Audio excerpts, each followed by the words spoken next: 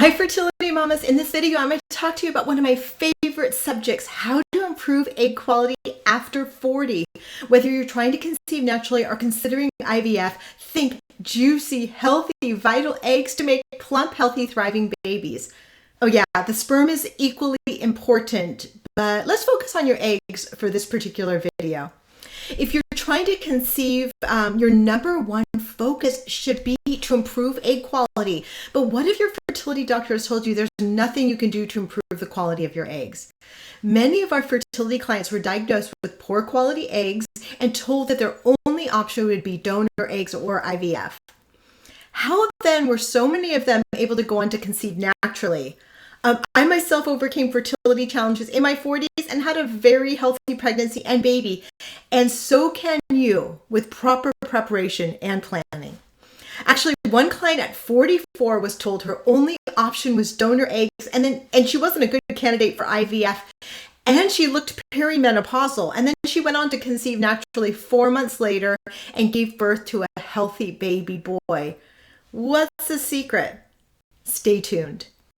Charlene Lincoln, women's health and fertility expert, first-time mommy at 42 using all natural solutions I love sharing with you. Consider subscribing to my channel for tips and advice on natural fertility and hit the bell to be notified of my next video. I publish every Tuesday. Okay, so women are having babies into their 40s, and studies show that a woman in her 40s has the exact same chance of having a healthy baby as a younger woman. The issue that occurs as we age is that so do our mitochondria. Mitochondria are cellular engines, and poor mitochondria is the number one reason for poor quality eggs. So the question is, what can we do to improve our mitochondria?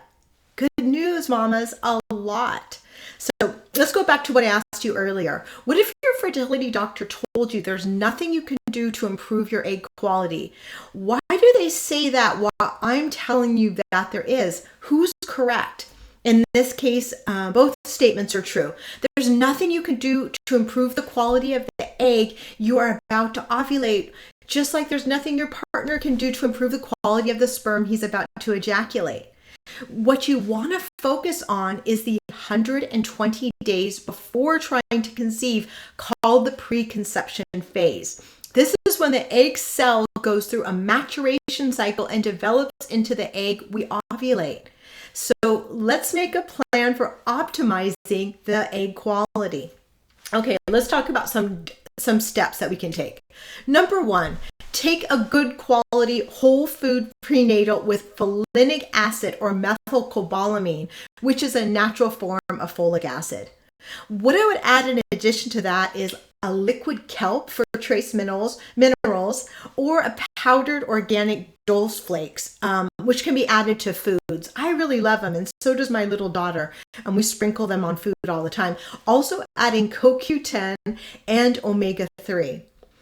Yellow maca has been found in independent clinical trials to balance hormones by influencing the HPA axis. Gosh, I'm having trouble talking today. Which is the hormonal feedback loop of the body. It's worth noting that most maca found in stores and online may only give you energy by supporting the adrenals, but may not be beneficial in balancing hormones. I provide a link below to a maca I recommend for fertility support. Now, if you are coming off the birth control pill, you may need extra time. You pretty much will need extra time to build up nutrient reserves, as the pill has been shown to create nutrient deficiencies, including trace mineral deficiencies. And I'm not saying that women don't come off the pill and then get pregnant a few months later. Those situations do occur. But what we're talking about here is optimizing egg quality so you have a thriving, healthy baby. So it's not rushing to the finish line of getting pregnant. It's really to have that thriving, healthy baby while maintaining your own health. That's really important, isn't it? Yeah. So let's keep going. Number two, build up your microflora, the good bacteria in your gut. Take a good quality probiotic and add fermented foods to your meals. They're super delicious and brimming with beneficial bacteria. If you're coming off the pill, once again, it's been shown that the birth control pill destroys your microflora. So, and that's like your gut's biome. And your gut's biome is the root of immunity and how your body extracts nutrients from food. It's so important for optimizing your fertility. Put a lot of focus on nurturing your gut, and you'll be blessed with good fertility. Number 3, add a green fertility smoothie to your daily regimen. I'm going to give you a couple. Well, actually, I just gave you one below. A delicious recipe in the description below. Also, add plenty of seasonal fruit to your diet. Fruit is an amazing healer and is wonderful for fertility. There's a thing kind of going around where fruit is clumped in with all the other sugars that one consumes, including processed sugar. A lot of nutritionists say sugar is sugar. It's absolutely not true. And it's unfortunate that many of us have cut fruit out of our diet. And I did for many years. Once I became re-educated at the healing power of fruit, I eat it every day, and I feel like my health has really improved, and I recommend it to all my fertility clients. Number 4, eat a quality protein with every meal. Think organic, pasture raised, or a fish, wild, non-mercury, smaller fish, or fish like salmon. Avoiding fish like tunas, canned tunas, swordfish, and all the other larger predatory fish that have known to have high levels of mercury. Also, spirulina is a wonderful protein source, as well as pea protein, though both are not a reliable source of B12, which is a necessary nutrient. You can add nutritional yeast to get B12 outside of animal protein, though it's worth noting we still recommend animal protein as your primary B12 source. Okay, number 5, get a lot of restorative sleep. What I mean is ultimately you want to be prepping for bed by 9 p.m. and asleep by 10 p.m. This recharges your adrenals. It's not just about 8 hours of sleep. Some people think, I can go to bed by midnight, and if I wake up at 8 a.m., that'll do the same thing. Studies have shown that for proper sleep hygiene, restoring the adrenals, getting that powerful production of melatonin, you really need to be asleep by between 8 p.m. and 10 p.m. And I know some people get mad. That's impossible. Well, we're trying to do the impossible. We're really trying to make lifestyle changes to make you a baby-making machine, a really, creating life. It's no joke. It takes some sacrifice. So that's what I'm asking of you. Get to bed by 10 p.m. Lights off. All devices out of the room. Some people are using those blue blocker glasses if they watch TV in the evening, just to not stimulate the pineal gland, and that helps with proper sleep. Number 6, cleanse your body via your lungs, bowels, liver, and skin. Cleanse your lungs by doing deep nasal breathing, like yogic breathing. I see a lot of great YouTube videos demonstrating like fire breath, alternate nasal breathing, and walks in nature. Cleanse your bowels. Make sure to move your bowels every day. And you know what? Multiple times a day is sometimes necessary. And look into coffee enemas to clean out your bowels and detoxify your liver.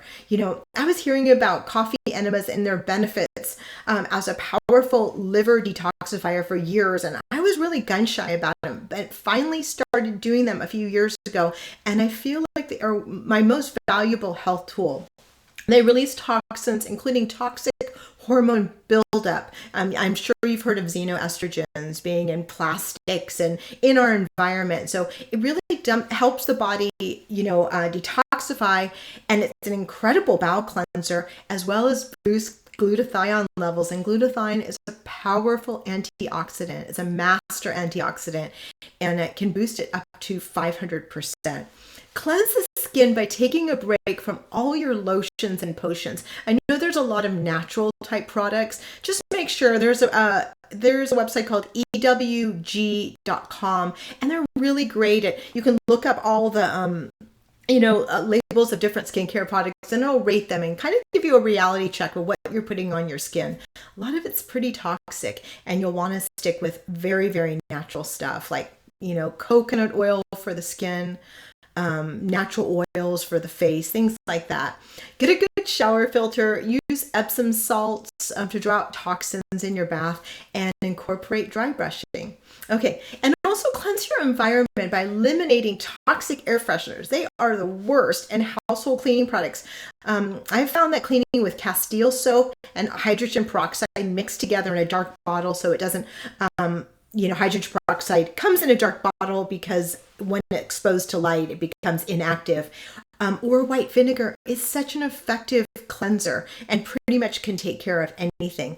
And then freshening the air with 100% essential oils like lavender, rose, geranium, peppermint, or, you can make your own blend. There's so many recipes online.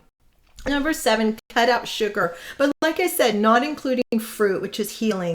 Cut out all alcohol, caffeine, and think of taking a break from grains versus just going gluten-free. Because a lot of gluten-free products, they end up being horrible for you. They spike your blood sugar, they're inflammatory. So people think they're being healthy by eliminating gluten. And if you have a condition called celiac disease, then you absolutely cannot be exposed to gluten. But for most of us, we end up just eating a bunch of gluten processed foods, and it's not healthy. So think of, eliminating grains, as I said. A book called Wheat Belly has a diet plan that helps you make a meal plan that balances your blood sugar while eliminating a lot of inflammatory foods.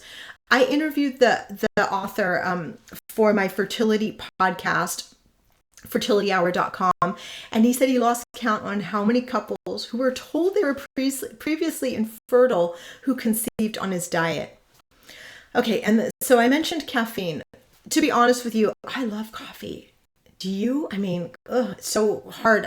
I wish I loved tea like I love coffee, but the hardest thing I did was I gave up coffee when I was trying to conceive. After reading a study that came out of Europe showing even 1 cup of coffee a day reduced the chances of conceiving by 50%.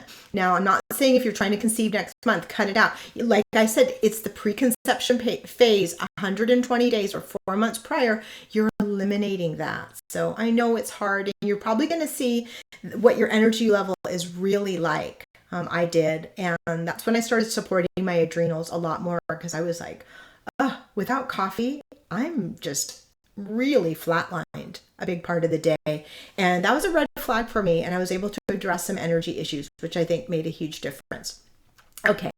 Number 7, acupuncture. I love acupuncture for fertility. It's one of my main tools, and I really equate it with helping me get pregnant. And I've treated so many fertility clients. It's made such a huge difference. It balances hormones, increases blood flow to the uterus, and makes you amazingly relaxed. Of course, it has other benefits as well. I highly recommend it. Also, by tracking your basal body temperature, your acupuncturist can use that information to prescribe Chinese herbs that will further help optimize your fertility. And I was reading recently, it's always kind of a popular, there's a lot of articles saying acupuncture helps increase the chances of IVF success. And then recently a study came out saying that that wasn't accurate. That the thing is, you cannot just start using, say that you want to conceive next month. I'm going to try a couple weeks of acupuncture. It's just not going to be that effective. And I know people write me all the time, I tried acupuncture. It didn't work for me. Well, it's just like the preconception care. It's 4 months prior. So a minimum of 4 months of acupuncture once or twice a week, that's what's really going to make the difference for you. It's not a miracle cure, though I've seen it provide miracles for people's lives, including my own, but really you want to dedicate several months of it for it to be effective, whether you're trying to conceive naturally or doing the IVF route. It's, a couple weeks before your IVF procedure. I don't know. Could be a waste of time and money, to be honest with you. Okay, your partner should be copying all the changes you are making. He's 50% of this equation. Our fertility clients that went the IVF route reported getting more viable embryo after making these changes. Pretty exciting, right? Okay. There's one last thing. This was I don't know. I feel like this was the most powerful thing I did to get pregnant at 41. I made a mind movie and watched it daily. What is a mind movie? A mind movie is a moving, dynamic vision board with music. I created it using a software. I'll put a link below. It put me in the emotional state as if I was already pregnant. I mean, I imagined my life with a baby and that I was thriving, and I put beautiful pregnant women and how healthy I was and how smooth the delivery of my baby was and how happy my mother and my mother-in-law were and all the joy and, all these incredible things. And I watch that every day because, I'm not even going to say how it is month after month when you're trying to conceive and things aren't going your way. You can get really down. And this just kept me elevated. So, it taps into your subconscious. Your subconscious, it's so much more powerful than your conscious mind, and it harnesses the power of that. Of course, you can use a regular vision board. I never could. It's like things change and the things you want, and you get new ideas or whatever. So a static vision board didn't work for me, but it's really, it's worked for, thousands of people. So you can definitely go that route. But I'll put the link to the vision board. And then learn how to improve your health naturally, even if you're 40 plus. We've written an extensive report, and you can download the report at howtorestorefertility.info. Okay, fertility mamas, which change are you going to start implementing today, and which one do you need support and guidance on? Let me know in the comments below. And subscribe to my channel for more tips on natural fertility if you liked this video, and please share it.